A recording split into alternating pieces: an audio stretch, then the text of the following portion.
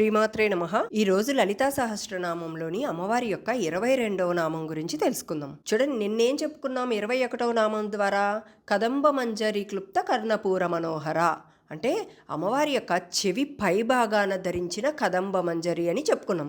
ఇప్పుడు ఈరోజు 22వ నామంలో తాటంక యుగలీభూత తపనోడుపమండల అంటే చెవి కింద భాగంలో అమ్మవారు ధరించిన ఆభరణాల గురించి ఈ నామం చెప్తుందనమాట. ఈ నామం శివుడిని కూడా నిత్యుడిని చేసిన శక్తి కలిగిన నామం అన్నమాట. అలాంటి నామాన్ని కానీ మనం ధ్యానం చేయగలిగినట్లయితే ఆ శక్తి మన మీద పడినప్పుడు మన కర్మ, మన జీవితం, మన కాలం ఇవన్నీ కూడా శుభపదంలో నడుస్తుంటాయన్నమాట. ఈ నామంలో అనేక రహస్యాలు దాగి ఉన్నాయి. ఇప్పుడు అవేంటో మనం ఒక్కొక్కటిగా చెప్పుకుందాం. చూడండి, ఏం చెప్పారు వసిన్యాది వాగ్దేవతలు ఇక్కడ?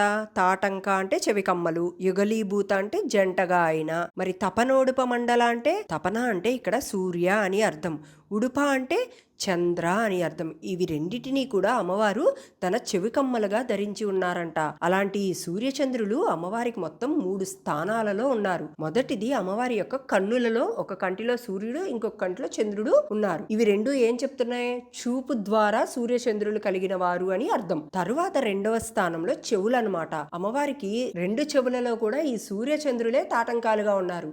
మరి ఇవేం చేస్తున్నాయంటే కంటి ద్వారా అమ్మవారు ఏదైతే చూస్తారో ఆ చూసింది మొత్తం అమ్మవారికి చెవులో ఉన్న ఈ సూర్యచంద్రులు అమ్మవారి యొక్క చెవులో చెప్తారనమాట.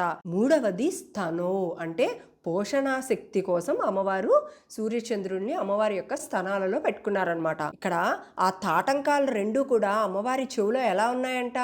ఒకటి సూర్యుడు, ఇంకొకటి చంద్రుడు. అంటే సూర్యుడిలా మెరిసే ప్రకాశం ఒకటైతే, ఇంకొకటి చంద్రుడిలా నిండి ఉన్న చల్లదనం అనమాట. వీటి ద్వారానే లలితామ్మ శబ్దాన్ని వెలుగుగా మార్చే తత్వాన్ని తెలుపుతున్నారనమాట ఇక్కడ ఈ నామాల ద్వారా. ఈ నామం చెప్తున్నప్పుడు ఒక కథ గుర్తుకు వచ్చింది, అది చెప్తాను చూడండి. ఇప్పుడు ఇది నిజంగా జరిగిన ఒక యథార్థ సంఘటన. అదేంటో ఇప్పుడు చెప్పుకుందాం. చూడండి, అమ్మవారు ఎప్పుడూ కూడా తనని నమ్మిన భక్తులని కాచి రక్షించేందుకు ఆ పరమేశ్వరి ఎప్పుడూ కూడా సిద్ధంగానే ఉంటుంది. అలాంటివి ఎన్నో సంఘటనలు జరిగాయి. వాటిలో ఇదొకటి నిజమైన కథ. అదేంటో చూడండి ఇప్పుడు. తిరుకడైవూర్ అనే క్షేత్రంలో అభిరామి అమ్మవారు సాత్విక రూపంలో వెలిసి ఉన్నారనమాట. అదే క్షేత్ర పరిధిలో అభిరామి భట్టు అనే ఒక భక్తుడు ఉండేవాడు. ఆయన ప్రతిరోజు కూడా అమ్మవారి ఆలయంలో ధ్యానం చేసుకుంటూ ఎక్కువ సమయం అక్కడే గడుపుతూ ఉండేవారనమాట.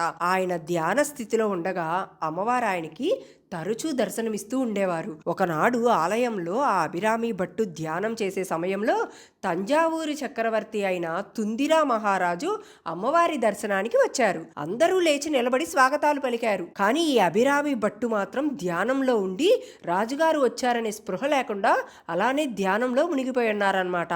ఆ విషయాన్ని తుందిరా మహారాజు గారు అభిరామి భట్టుని చూసి అందరూ లేచి నిలబడ్డారు. ఈయన మాత్రం ఎందుకు లెగవలేదు అని సందేహంతో సరే మౌనంగా లోపలికి వెళ్ళిపోయారనమాట. పూజా కార్యక్రమం మొత్తం ముగించుకొని బయటికి వస్తూ ఉండగా మళ్ళీ అక్కడ ఉన్న ప్రజలందరూ కూడా రాజుగారి మీద గౌరవంతో లేచి నిలబడ్డారు. అప్పుడు కూడా ఈ అభిరామి భట్టు లేచి నిలబడలేదనమాట.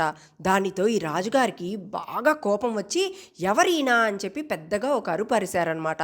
అలా అరవగానే వెంటనే అక్కడున్న ఆలయ అర్చకులందరూ పరిగెత్తుకుంటూ రాజుగారి దగ్గరికి వచ్చి, ప్రభు, ఆయన మత్తు పానీయంలో మునిగిపోయి బాహ్య స్పృహ లేకుండా ఉన్నారు అని చెప్పగానే రాజుగారికి అనుమానం వచ్చింది. కారణం ఏంటి అంటే ఆ అభిరామి భట్టు ముఖంలో అమ్మవారి దర్శనం తాలూకా ఆనందం కళ రూపంలో అభిరామి భట్టు యొక్క ముఖం వెలిగిపోతుందనమాట. వెంటనే ఆయనను లేపమని తుందిరా మహారాజు గారు ఆజ్ఞ విధించారు. వెంటనే భట్టుడు వెళ్ళి ఆయనని కదపగా ధ్యానంలో నుండి అభిరామి భట్టు బయటికి వచ్చారు. వెంటనే మహారాజు ఆయనని ఇవాళ తిథి ఏంటి చెప్పు అని అభిరామి భట్టుని అడిగారు.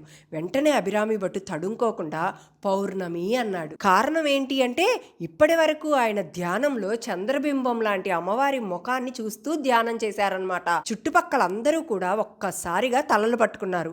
ఎందుకంటే ఆ రోజు అమావాస్య. మహారాజు వెంటనే సరే నేను సాయంత్రం వస్తాను, నాకు చంద్ర దర్శనం చేయిస్తావా అని అడిగారనమాట. అభిరామి భట్టు దానికి ఒప్పుకొని సరే సరే అని చెప్పాడు. అప్పుడు రాజుగారు, ఒకవేళ సాయంత్రం కాని చంద్ర దర్శనం నాకు కలగకపోతే నిన్ను కఠినంగా శిక్షిస్తాను అని అభిరామి భట్టుకి చెప్పారనమాట. అలానే సాయంత్రం అయింది. అభిరామి భట్టు స్నానాది కార్యక్రమాలు ముగించుకొని ఆలయంలోకి వెళ్లి అమ్మవారికి ప్రార్థన చేయటం మొదలుపెట్టాడు. అలా శ్లోకాలు చెప్తూ ఉండగా చీకటి పడిపోయిందనమాట. అప్పుడు రాజుగారు వచ్చారు. వచ్చి, అభిరామి భట్టు, నాకు చంద్ర దర్శనం చేయిస్తానని చెప్పావు కదా, పద చేయిచ్చు అని అడుగుతారు. అలా రాజుగారు అడుగుతున్నా కూడా అభిరామి భట్టు శ్లోకం చెప్పటం మాత్రం ఆపలేదు. అమ్మవారికి శ్లోక రూపంలో అక్కడ ప్రార్థనలు చేస్తూనే ఉన్నాడు. రాజు మరొక్కసారి అడిగారు, కానీ అభిరామి భట్టు అలాగే శ్లోకాలు చదువుకుంటూ అమ్మవారి ముందు అలానే కూర్చున్నారనమాట.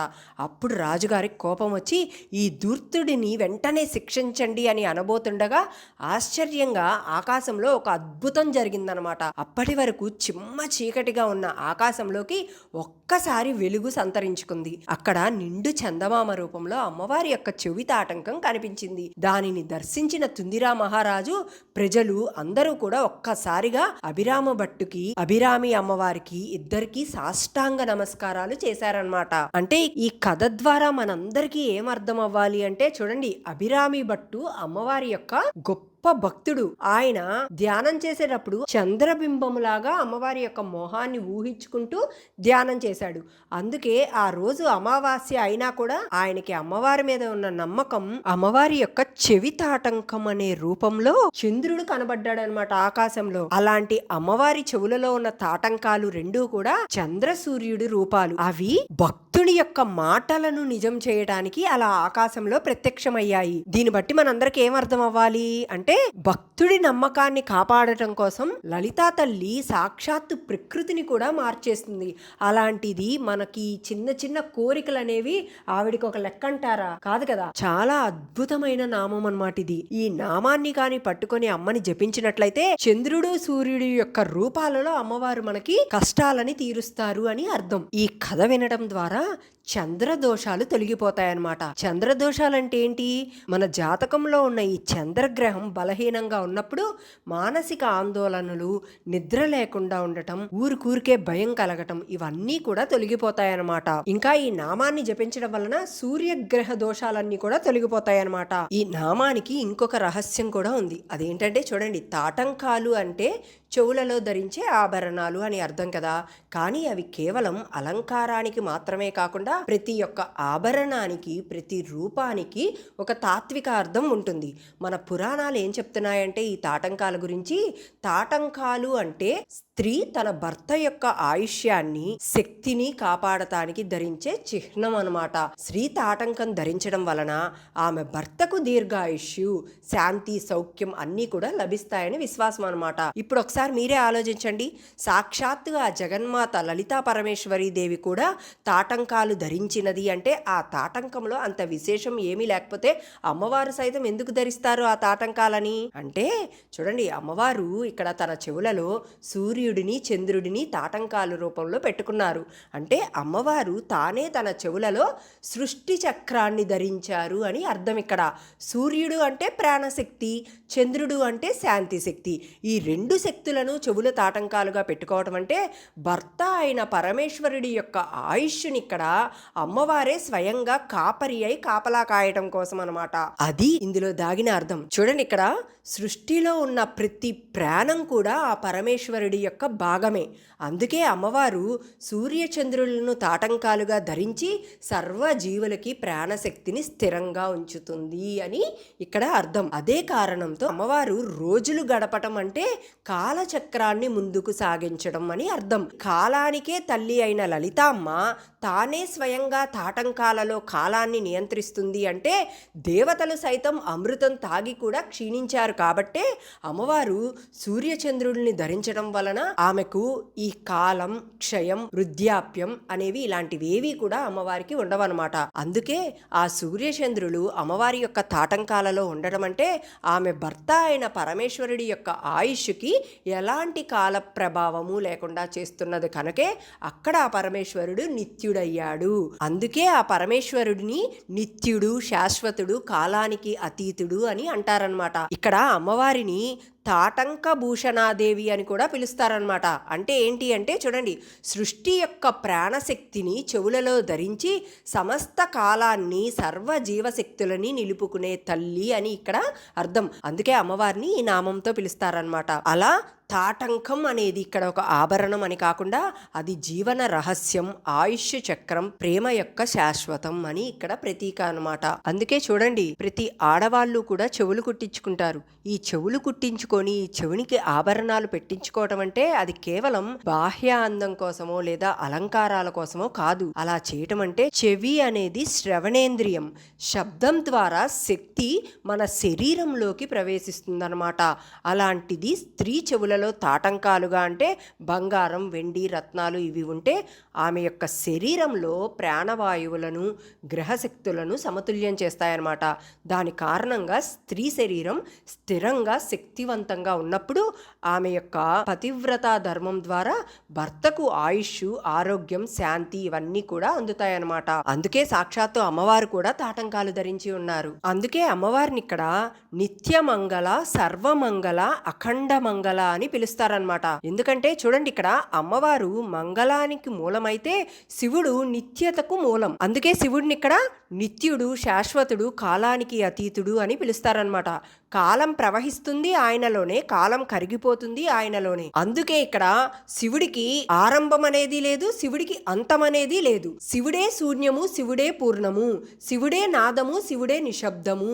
అమ్మవారి ఇక్కడ నిత్యమంగళప్రదమైన శక్తి అయితే శివుడు నిత్యం శాశ్వతమైన చైతన్యం. అలా ఇద్దరూ కలిసి ఒకరు మంగళ స్వరూపం అయితే మరొకరు నిత్య స్వరూపం. ఈ రెండిటిని కలిపితే శివశక్తి యోగం అని అంటారనమాట. అంటే ఒకరు లేకపోతే మరొకరు లేరు.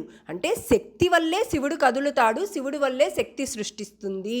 అందుకే అమ్మవారి ఇక్కడ అఖండ మంగళం, శివుడు అఖండ నిత్యం, ఇద్దరూ కలిసి సృష్టి స్థితి లయలకు శాశ్వత రహస్యం అని ఇక్కడ అర్థం అనమాట. ఇక్కడ అమ్మవారికి ఇంకొక నామం కూడా ఉంది. అదేంటంటే ఒక చెవిలో అమ్మవారికి సూర్య తేజస్సు ఉంటే మరొక చెవిలో చంద్రుని శాంతి ఉంది. ఈ రెండు శక్తులు కలిసినప్పుడు అమ్మవారిని పిలిచే నామమే ఇక్కడ జగజ్జనని.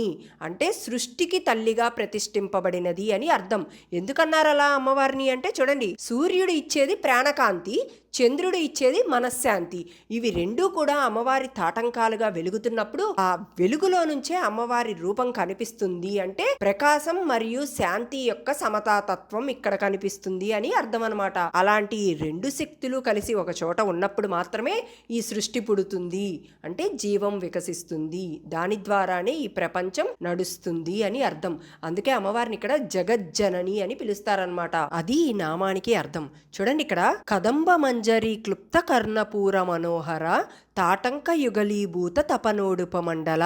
ఈ రెండు నామాలని ఎవరైతే భక్తి శ్రద్ధలతో ధ్యానం చేయగలుగుతారో వారికి సర్వ సంపదలు, భోగాలు, రాజయోగాలు, జీవిత సౌకర్యాలు, సమృద్ధి, శుభజీవితం ఇవన్నీ కూడా అందుతాయని మంత్రతంత్ర ఆగమ శాస్త్రాలలో చెప్పబడిందనమాట. అది ఈ నామంలో దాగిన రహస్యం. రేపు మరొక నామం గురించి చెప్పుకుందాం. మీ అందరికీ కానీ నా వీడియోస్ నచ్చినట్లయితే లైక్ రూపంలో కానీ కామెంట్ రూపంలో కానీ తెలియజేయండి. అలానే నా ఛానల్ని సబ్స్క్రైబ్ చేసుకోండి. శ్రీమాత్రే నమః.